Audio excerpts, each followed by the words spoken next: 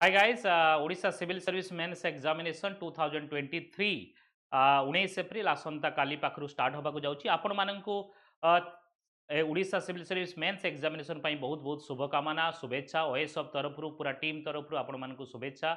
आपण माने समस्ते जानि जंती कि ये एग्जाम बहुत बड़ क्रुशियल एग्जाम मेंस ही बेसिकली आपण को सिलेक्शन दबो प्रीलिम्स एलिमिनेशन राउंड थाए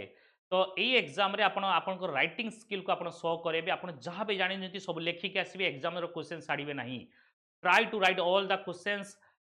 ब्लाइंडली ब्लॉक मारिबेनी ट्राई करिवे जदि टाइम कम हो पॉइंट वाइज लिखिबे एवं खाई पी जिबे एग्जाम सेंटर पूर्व देखि देथिबे टाइमली पहुँचबे पेन एक्स्ट्रा रखिथिबे सबु बेले एवं विदाउट टेंशन यह कहा सहित किसी कंपेयर करेनि निज निजर पाठ निजर नोट्स ही पढ़ी जीवे एवं जगन्नाथ पर यही प्रार्थना कि आपण मैंने यही थर सक्सेसफुल होगी आसबे ये एग्जाम क्लीयर करी आसबे एवं मु आपण मानकर इंटरव्यू नौथिबी